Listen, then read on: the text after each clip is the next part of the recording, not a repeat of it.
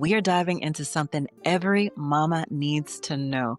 Not all tests and screenings get explained the way that they should. I've got a secret for you, something that no one is talking about.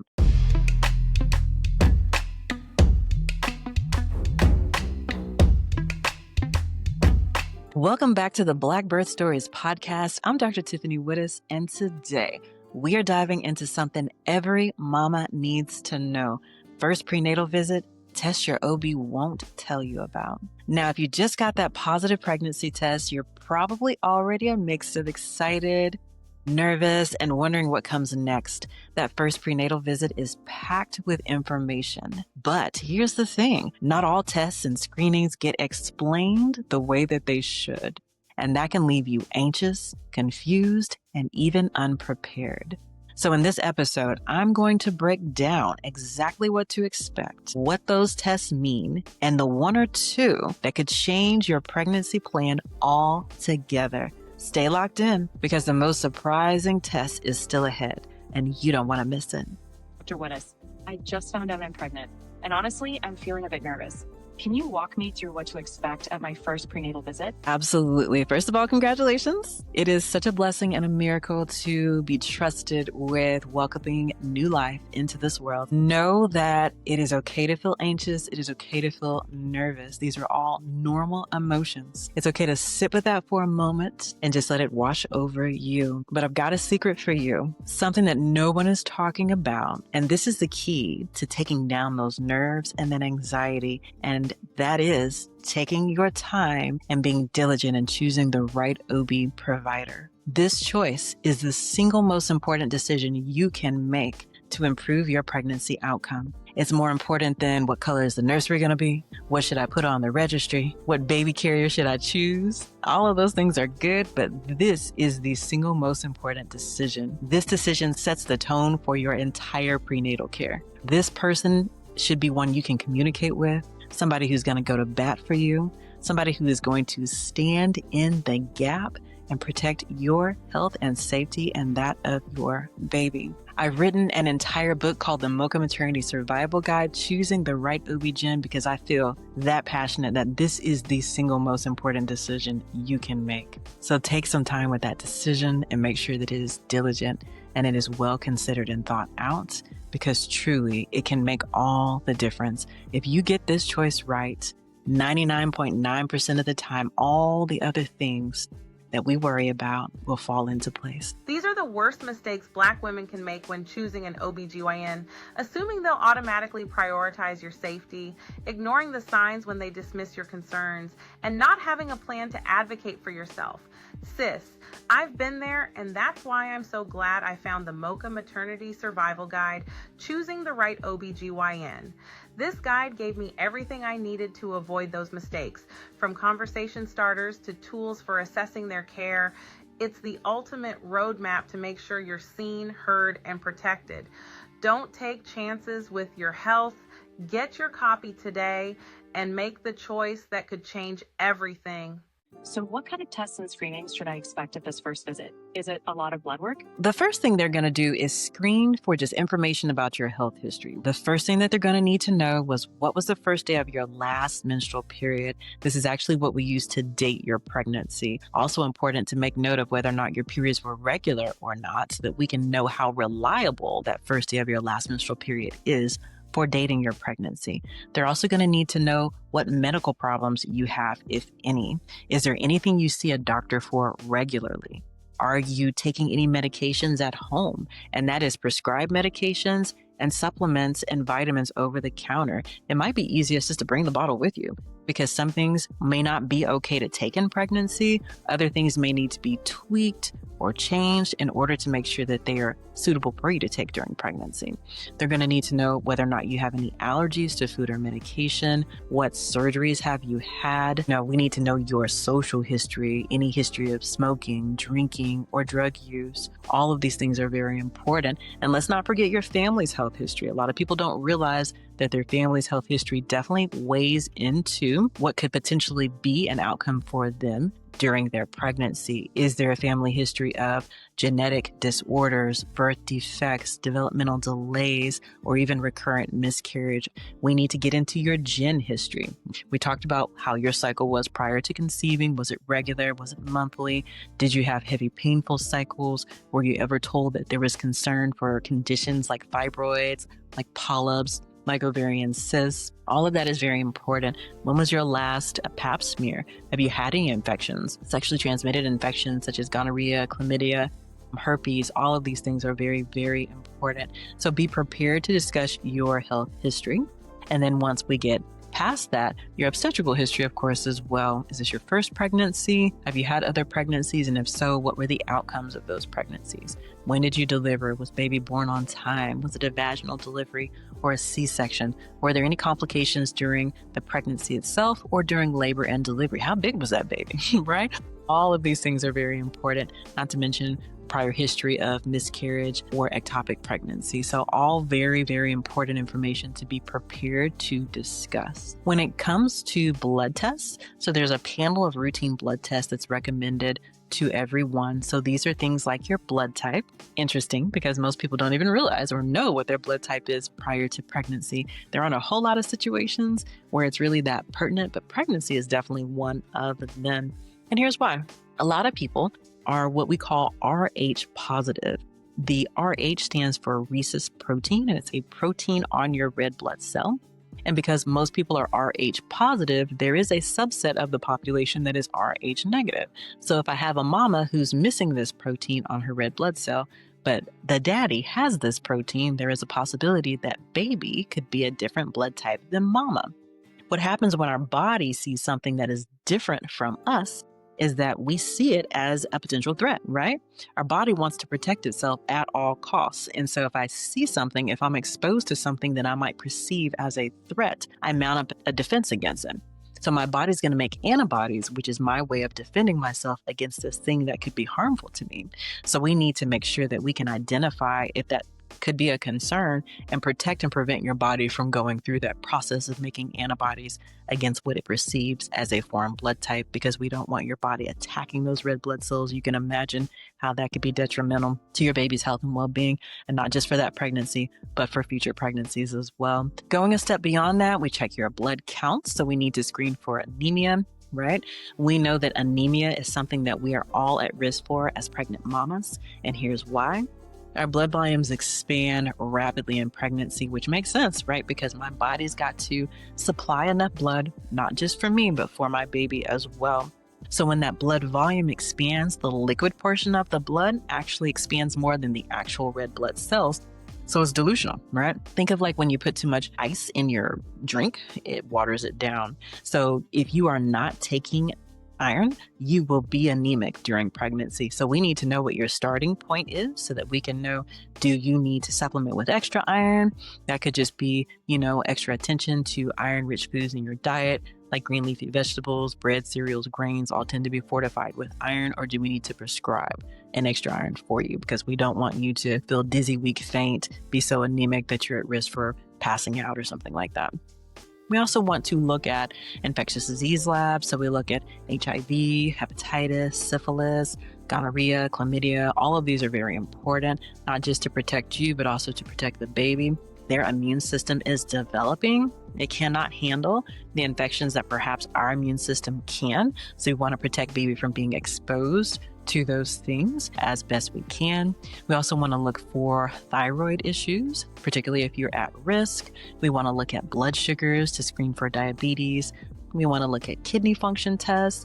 We get a urine culture from you as well. We need to look at your urine. Oftentimes, it's much easier for a pregnant mama to get a bladder infection and not even have the traditional symptoms like the burn when you urinate, cloudy urine, blood in your urine that you might associate with a bladder infection outside of pregnancy. And because of how pregnancy changes your urinary tract system, it's easier for that bladder infection to become a kidney infection, which can shut you down and put you in the hospital. So we want to prevent all of that from happening. So we look at that urine and we update your pap smear if it's time as well. So do I usually get an ultrasound at the first visit? Practices are set up differently. Your OB provider will explain to you if you should anticipate that ultrasound during the first visit. Many practices, like mine, for example, will get that ultrasound to confirm the pregnancy on a return visit. So I call this the confirmation of pregnancy ultrasound. And essentially what we are doing is, number one, confirming that yes, we are indeed pregnant and that the pregnancy appears to be growing and developing in the right place, right? I recently released a video about ectopic pregnancies. That's where a pregnancy is outside of the uterus in the wrong place. And that is truly a medical emergency. So we want to make sure that, number one, we've identified that there is indeed an intrauterine pregnancy growing in the right place.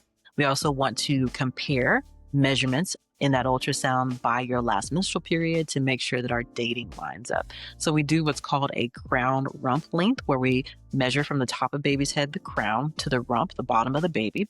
That measurement gets plugged into a calculator, which spits out an expected or estimated gestational age. We compare that to what we already knew with your dating based on the first day of your last menstrual period to make sure that they line up. Now, we understand that there's some error, right? If I measure something and then you measure something, we're likely going to get two different numbers. So as long as it's plus or minus 7 days, it confirms that dating based on your last menstrual period. So that's the second thing we look for. We also look at that gestational sac. Does it appear nice and round? Is it in the right place, as in high in the uterus and not down low near the cervix? We look at the structure of the uterus to make sure that we haven't missed anything like fibroids that weren't known before. We look at the tubes and ovaries to make sure that there aren't any abnormal cysts or anything like that.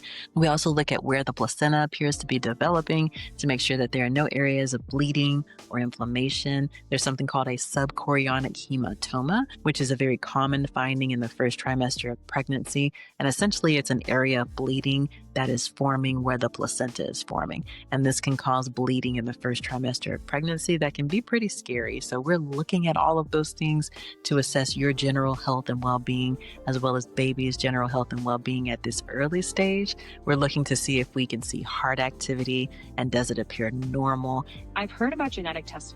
Are these tests necessary, or is it just something extra? Genetic tests are optional. However, it should be something that is offered to every mama. Here's why. We know that every single pregnancy has a risk for things like Down syndrome and related syndromes. Now, there are risk factors that could potentially increase your risk, but every mama is at risk, and therefore we offer that testing to everyone. It may not be a test that's included with your very first prenatal visit, because oftentimes these tests have to be done at specific points in the pregnancy. One of the more commonly offered tests is what's called an NIPT, or non-invasive prenatal test, and it's a routine blood draw just like any other blood draw, but it must be done in most cases after 10 weeks. And the reason for that is because we shed skin and hair cells all day, and so does baby. And so you need to be far enough in the pregnancy so that the cells that we are getting from mama's blood draw contains enough fetal portion that we actually can read the DNA from that baby that is developing. So typically that is sufficient after 10 weeks. So we do a routine blood draw. And in that blood draw, we can look for things like increased risk for Down syndrome, which is trisomy 21. We can look at related trisomies and other sex-linked genetic disorders. We can also learn the sex. So if you'd like to know the sex early, this test will help you to understand that. And it will look at carrier testing, which includes things like screening for cystic fibrosis. It includes screening for sickle cell muscular dystrophies and other related findings. Now, this is just a screening test, and it's important to note that screening means it does not diagnose anything. It just tells you whether or not you need to pay extra attention and consider a diagnostic test for additional information. So we don't make management decisions based on a screening test. You would then have recommendations to do a more diagnostic test if something were to be a concern, so that we can get more information about how the pregnancy is growing and developing. Think about it. How many hands helped raise you? How many voices spoke life over you? How many arms held you close? Black family is deep. And at Melanin Maternity, we celebrate every single part of it. We're not just a shop for mamas. We're a love letter to the entire village. From keepsake birth announcements that honor your newest blessing, to new dad gifts, to presents for the grandma who still prays over you. We have gifts that tell your family's story. Looking for holiday gear that actually represents us? We got that too. Because whether you're the one having the baby or the one making sure the baby always has love, you deserve to be celebrated. Shop Melanin Maternity on Etsy today by visiting melaninmaternity.etsy.com, because our families, our stories, and our legacies deserve the spotlight. What about infections or things that could affect the baby? Are those checked this early, or do I need to ask for them? We kind of touched on this a little earlier. We talked about that developing immune system and how babies are not able to handle the things that we typically can. So, one of the things I like to tell people, especially if I get an opportunity to chat with them in that preconception period, is you want to check your vaccine status and make sure that you're up to date on all recommended vaccines, because this can definitely impact your pregnancy outcomes. So, for example, two that come to mind are you want to make sure that you're up to date on your MMR vaccine, which is measles, mumps, and rubella, specifically because this is not a vaccine that you can receive in pregnancy.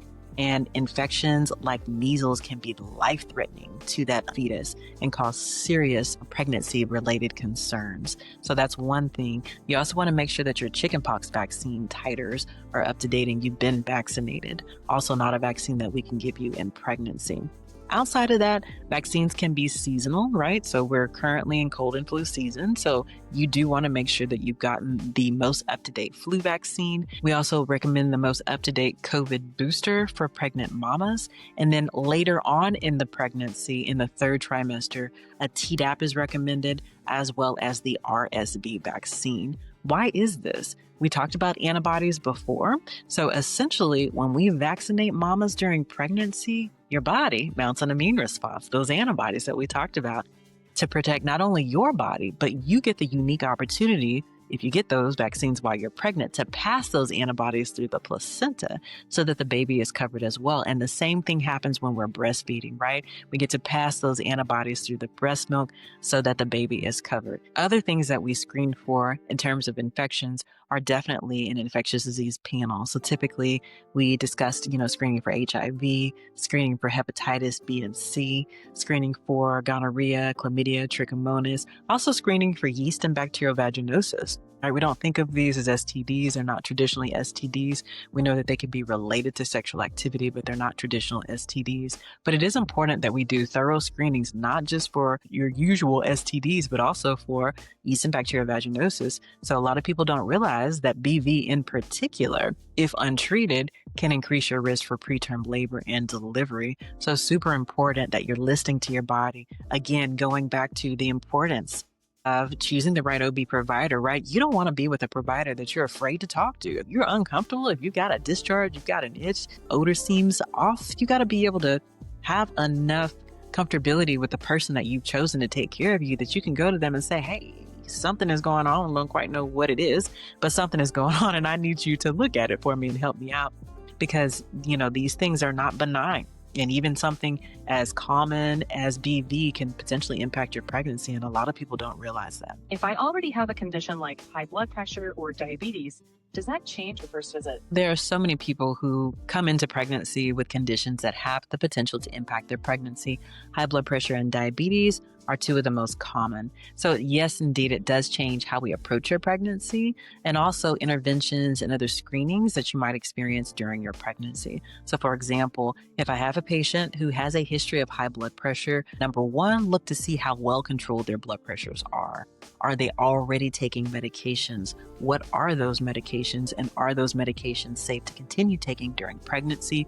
Or do we need to tweak, take away, add anything to their current medication regimen? We're also going to screen them pretty closely by making sure they have a blood pressure cuff at home, because we want to make sure that you are aware of what your blood pressure should be and what the warning signs are for concerns. So what are those numbers I need to be looking for? We're going to have a discussion about what symptoms can be a red flag for high blood pressure. So we're talking about headaches that are different or unusual, visual changes, pain in your abdomen, extreme swelling. So we're going to have a thorough discussion and make sure that you're well educated about the warning signs, and not just you, but your family and your support team too. So I want to see that you're bringing someone with you who can hear and process this information. Oftentimes we'll pull in high-risk OB or maternal fetal medicine because they can do more specialized testing, more in-depth ultrasounds.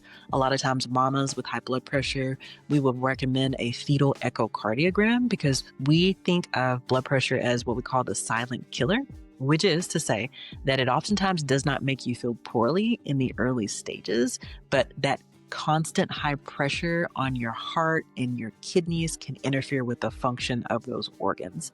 So we oftentimes will look at mama's heart function with an echocardiogram, which is just an ultrasound that looks at and tells us information about heart function.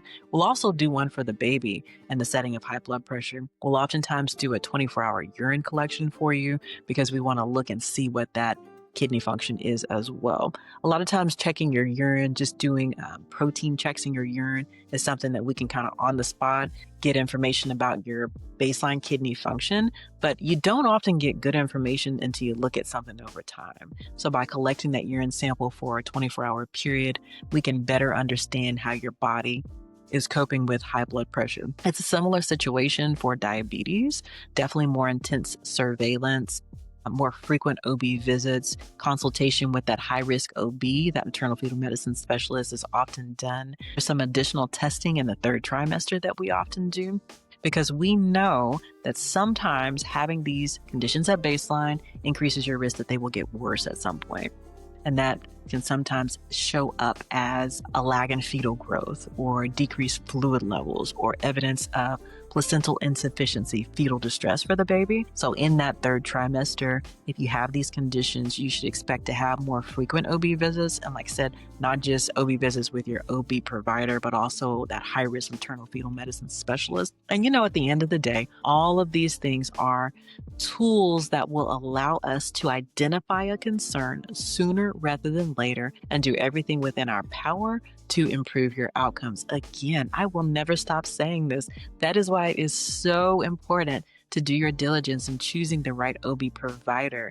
And again, if you need help with that, please don't hesitate. Get my book, The Mocha Maternity Survival Guide, Choosing the Right OB-GYN, because I will walk you through step by step this decision to take down the anxiety with it and make it so much easier for you to navigate this journey.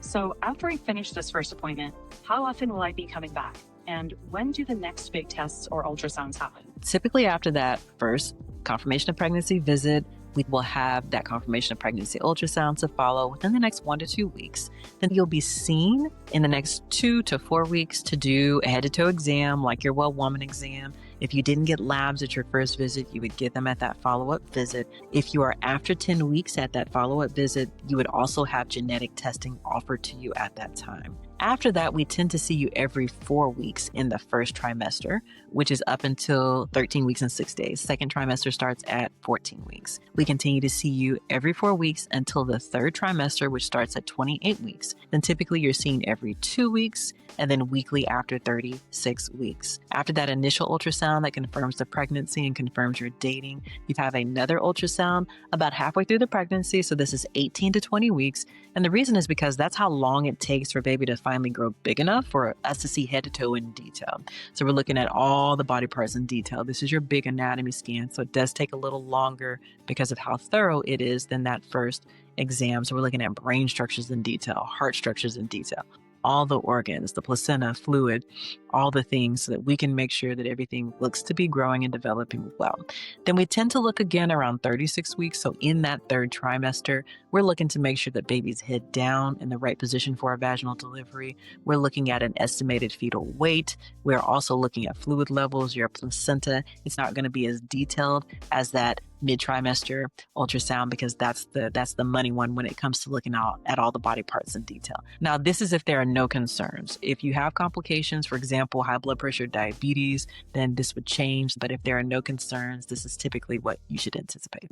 If you had to give me one piece of advice before I walk into that first prenatal visit, what would it be? Make sure that you do your diligence in choosing the right OB provider. This person is going to go to bat for you. This person will be with you through thick and thin. They'll celebrate with you. They'll rejoice with you. They'll hold your hand through the tough moments and be there to make sure all the pieces fall into place. You've got to be able to be comfortable with this person. You need to be able to communicate with this person. You need to be able to rest in knowing that they see you, they hear you, they'll take your concerns seriously, they'll advocate for you, and do everything within their power to give you a safe and healthy outcome. Choosing the right OB-GYN, again, is the single most important decision you can make. My book, The Mocha Maternity Survival Guide, is the tool that you need to make the best choice for you. You don't have to make this decision alone. We've written out step by step the roadmap that will help to ensure that you're in the right hands, that your baby's in the right hands, and that your needs will be a priority throughout this journey. All right, mama, now you know exactly what to expect at your first prenatal visit and which test your OB might not be telling you about. Remember, knowledge is power, and when you understand the process, you can step with confidence and in control. If you want to go even deeper, grab a copy of my book, The Mocha Maternity Survival Guide, Choosing the Right OB-GYN. It's your step-by-step guide to building a care team you can trust and navigating your pregnancy with peace of mind. And before you go, don't forget to hit that like button, subscribe, and share this episode with another mama who you know needs it. Drop your questions or stories in the comments below. I love hearing from you. And your story might be the one that helps another mama. Until next time, please remember, a safe and empowered birth is your portion. Want to go deeper? The conversation doesn't have to stop here. Join Melanin Maternity, our digital Black birth community, where you'll get expert guidance, real support, and a sisterhood that sees you. From live Q&As with birth experts to empowering discussions with other Black mamas, we've got you covered. Click the link in the description and step into the community you deserve.